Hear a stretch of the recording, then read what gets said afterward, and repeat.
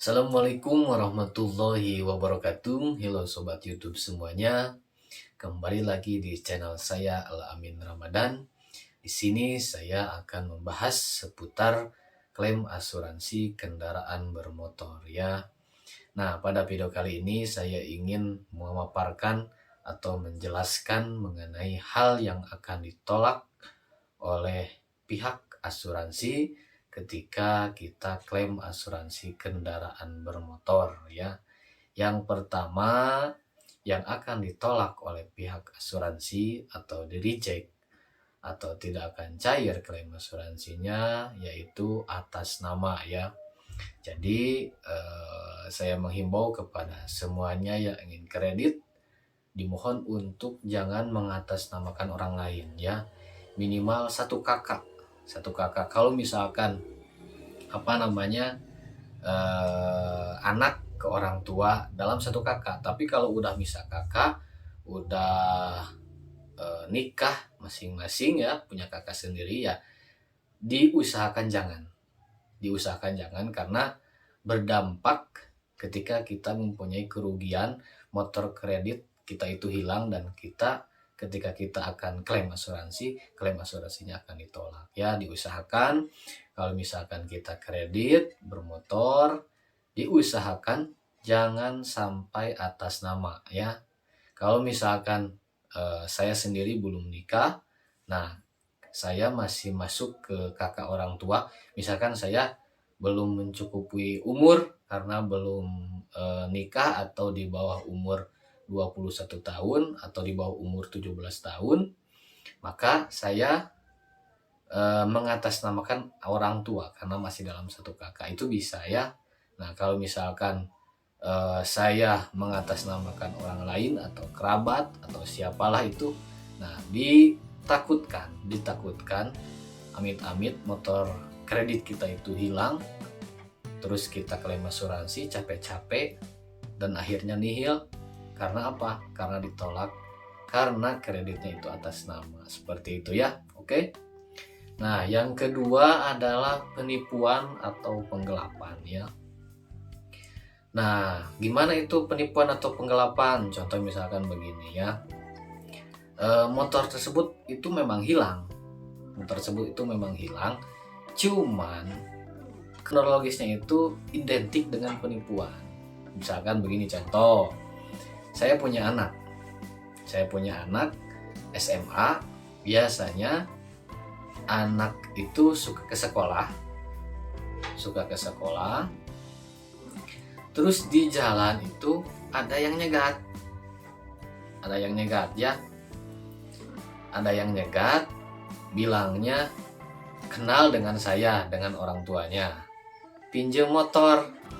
Tapi si anak itu tidak kenal si om itu siapa, tapi kenal sama orang tua saya. Nah, itu kan mengelabui, menipu. Nah, dengan sadar diri si anak itu memberikan kunci kepada orang yang tidak dikenal dengan sukarela, maka itu bisa dikategorikan penipuan. Maka ketika kita klaim asuransi otomatis blacklist alias ditolak alias reject alias tidak akan cair ketika kita klaim asuransi. Seperti itu ya. Oleh karena itu hati-hati ya kepada orang tua yang memberikan, bahkan orang tua juga ada yang dihipnotis ya. Dihipnotis juga sama, itu bentuknya penipuan. Kita dengan sukarela memberikan barang kita kepada orang lain, itu secara otomatis tidak akan di ACC, tidak akan cair, dan otomatis itu akan ditolak oleh pihak asuransi. Terus selanjutnya adalah penggelapan.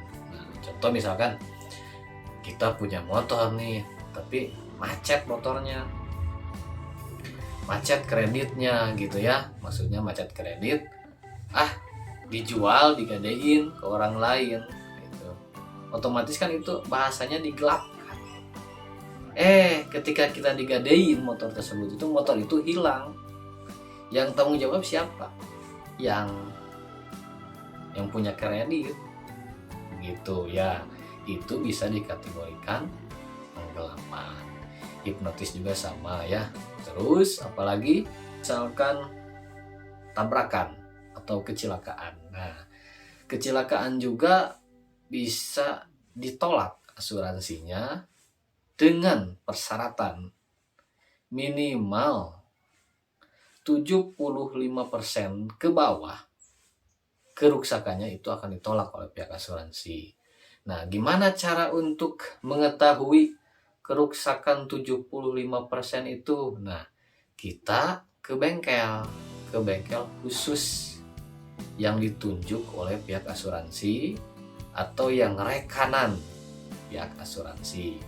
Contoh misalkan rekanan dari asuransi A itu adalah Ahas Honda gitu ya. Biasanya kan kalau misalkan motor Honda bengkel resminya adalah Ahas ya. Nah, kalau misalkan kita tabrakan, kita selamat, tidak ada yang cacat, tapi motor kita itu ringsek gitu ya. Nah, dicek dulu lah ke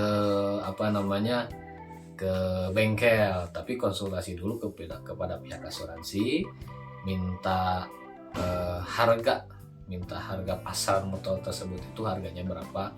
Contoh misalkan harga pasaran motor itu adalah 10 juta.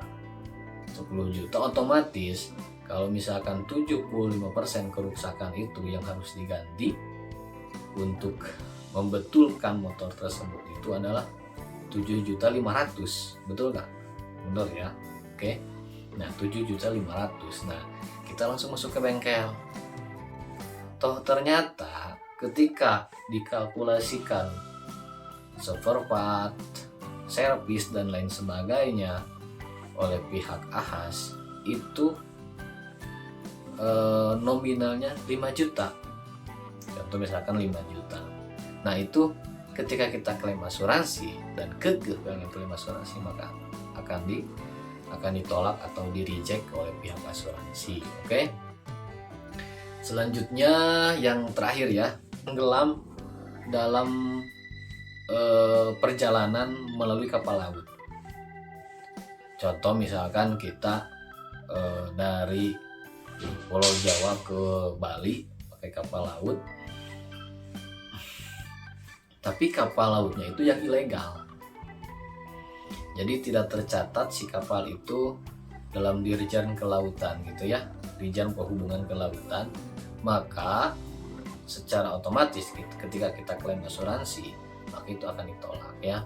Ya, contohnya misalkan saya punya motor, terus saya mau ke Bali gitu, dari Pulau Jawa ke Pulau Bali pakai kapal nelayan gitu ya, atau kapal yang ilegal yang tidak tercatat dalam Dirjen Perhubungan Laut gitu ya. Nah, terus kita di perjalanan di tengah-tengah laut ada ombak besar, kita tenggelam, motornya tenggelam, tidak bisa diambil, terus kita selamat. Nah, kita pengajuan klaim asuransi kepada pihak asuransi, kepada pihak leasing, maka secara otomatis kita akan ditolak atau reject ya. Terkecuali kalau misalkan kita resmi ke kapal laut yang ada surat-suratnya, ada di bawah naungan Dirjen Perhubungan, maka ketika kita klaim asuransi pasti itu akan diterima ya.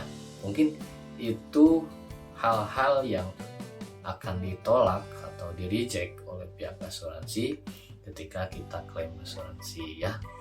Terima kasih atas subscribe-nya. Mohon maaf bila ada kata-kata yang kurang berkenan. Kalau misalkan ingin ditanyakan atau ingin ada pertanyaan, silahkan di komen di kolom komentar di video ini. Nanti saya akan balas langsung di komenan atau akan dibalas di video selanjutnya ya. Oke, terima kasih yang telah subscribe channel saya. Mudah-mudahan semuanya dalam keadaan baik-baik saja. Oke, assalamualaikum warahmatullahi wabarakatuh.